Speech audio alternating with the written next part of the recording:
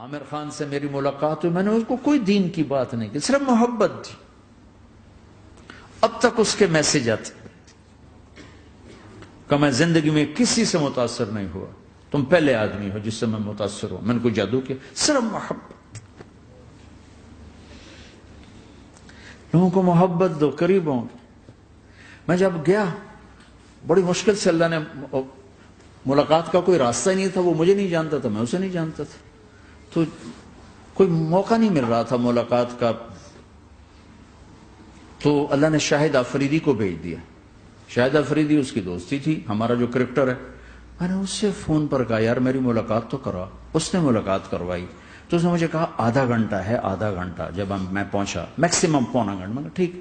میں گیا تو وہ سہما ہوا چہرہ کہ بھئی مولانا آ گیا، پتہ نہیں کیا کہیں گے، بھئی یہ تو کیا کر رہا ہے، تو حرام کر رہا ہے، ناچ رہا ہے، گا رہا ہے، توبہ کر، ابھی تیرے لیے دوزخ کا فیصلہ ہو جائے. پتہ نہیں کیا ہوگا. وہ ڈرا ہوا سہما ہوا تھا. تو میرا ایک دور کالج لائف تھا. میرے اللہ نے مجھے ہدایت دی اور میں 3 دن کے لیے میں اس دوست کو، اس کی نسلوں کو دعائیں دیتا ہوں جو مجھے زبردستی پکڑ کے لے گیا. نہ میرا تبلیغ سے کوئی تعلق، نہ واسطہ، نہ میں کوئی ان سے متاثر. ایک لڑکا تھا، بنگالی تھا، گشت کرتا تھا، لیکن میں اس سے ذرا متاثر نہیں ہوا. میرا دوست متاثر ہو گیا تھا، تو میں تو ان کے قریب سے نہیں گزرتا تھا. تو وہ اور میں اسکول میں اکٹھے آ رہے تھے، کالج میں اکٹھے آ رہے تھے. تو وہ متاثر ہوا، وہ 3 دن کے لیے جا رہا تھا، تو مجھے بتائے بغیر میرا ہاتھ پکڑ کے لے گیا. مجھے کام ہے، چلو میرے ساتھ. اور میں اس کو انکار نہیں کر سکتا تھا، یہ میرا اس کا تعلق تھا. اب بھی اسی طرح بھائیوں جیسا تعلق. میں اس کا احسان ماں، مجھے زبردستی لے گیا. ہمارے پنجابی کی مثال ہے، کبے نو لت لگی وہ سیدھا ہو گیا. وہ جو ہوتا ہے ہنچ بیک ہوتا ہے نا، اس کو کسی نے لات ماری تو وہ سیدھا ہو گیا. مہربانی بھائی تیری لات سے میں سیدھا ہو گیا. تو مجھے تو وہ کبے والی لت پہ گئی. تو اللہ نے مجھے اس طرف لگا دیا. اور جب میری کالج لائف، میں نے کالج کا بہترین سنگر تھا، اسکول کا بہترین، یہ جنید جمشید کیا ہے جو اس زمانے میں یہ سارا کو ٹھا میں نے سارا کیا ہے. تو اب وہ بیچارہ ایسے بیٹھا ہوا. تو میں نے اس سے بیٹھتے ہی فلموں کی باتیں شروع کر دی. اور تھوڑی دیر بعد کہ میں نے محسوس کیا کہ فرام 60 to 72 جو فلم انڈسٹری کو جتنا میں جانتا تھا اتنا وہ نہیں جانتا تھا. تو اس کے اوپر میرے علم کا روپ پڑ گیا. اس کی لائن کا علم تھا نا. تو حیران پریشان، یہ واز تو ہو نہیں رہا. تو کبھی دلیپ کمار کی باتیں شروع ہو گئیں، کبھی راج کپور کی شروع ہو گئی، اور کبھی محبوب صاحب شروع ہو گئے، کبھی مدن موہن شروع ہو گئے. وہ آدھا گھنٹہ تو یوں ہی گزر گیا. تو آدھے گھنٹے کے بعد میں نے کہا جی ہمارا تو ٹائم اوور کا نہیں، اٹھیں چلے ادھر چل کے بیٹھتے. میں کھانے کی ٹیبل پر تھے تو وہاں جا کے بیٹھ گئے. پھر وہی باتیں شروع ہو گئی. جب اس کا سارا خوف دور ہو گیا اور ریلیکس ہو گیا، اس میں پونے گھنٹے سے 50 منٹ گزر گئے تھے. تو پھر میں نے کہا عامر بھائی آپ حج پہ آئے ہیں، اگر آپ اجازت دیں تو آپ کو اپنے نبی کا حج سنو. کہنے لگے ہاں جی ضرور سنائی. پھر میں 1.25 گھنٹہ بولتا رہا اور وہ ایسے کر کے یہاں سے وہ یوں نہیں ہوا. 1.25 گھنٹہ ایسے بیٹھ کے یوں سنتا، ہلا نہیں اپنی جگہ سے. لوگ محبت کے بھوکے ہیں، تم فتوے دینا شروع کر دیتے. 2 گھنٹے کی ملاقات کے بعد جب ہم نکلے تو نیچے تک چھوڑنے آیا عامر خان. حج کے بعد میں نے کہا ایک ملاقات اور ہو جائے گا، ضرور ہوگی. پھر اس کا میسج آیا کہ میں مدینے چلا گیا ہوں، معذرت چاہتا ہوں. میں نے کہا میں مدینے آ جاؤں گا. میں مدینے پہلے ہو آیا تھا حج سے پہلے. تو اس نے کہا کہ آپ 14 تاریخ کو آ جائیں، 4 سے 6 کا ٹائم میں نے آپ کے لیے رکھا ہے. تو میں جنید اور ایک اور ساتھی ہم دوبارہ وہاں چلے. 4 بجے 4:15 ہم اس کے ساتھ ہماری سٹنگ شروع ہوئی. 4:15 سے 10:15 تک 6 گھنٹے مسلسل.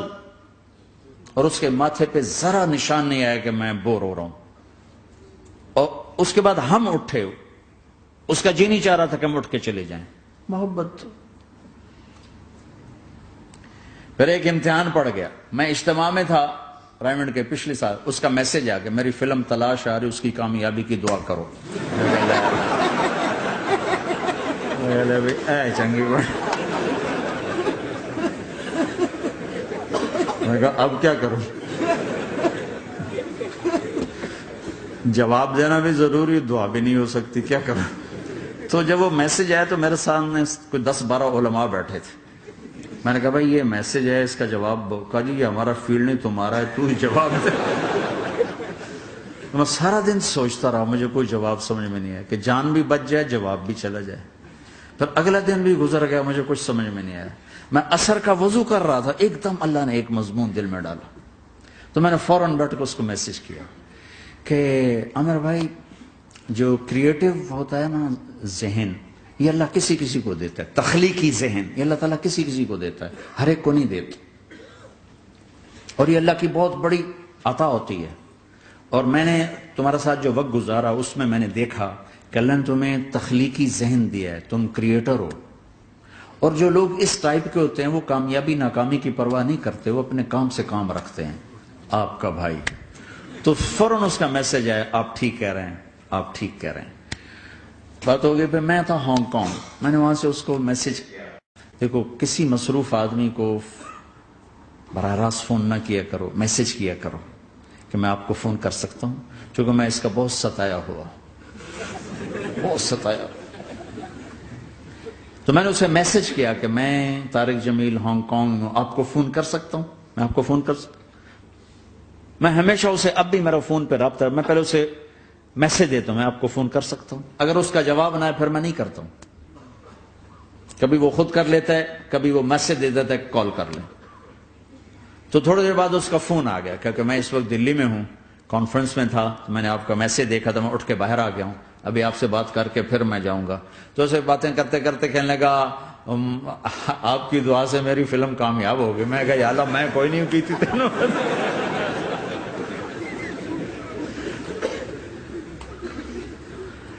بھائیو محبتیں بانٹو، نفرتیں تو پہلے ہی بہت پھیل چکی. نشہ پلا کے گرانا تو سب کو آتا ہے، مزہ تو تب ہے کہ گرتے کو تھام لے ساتھ.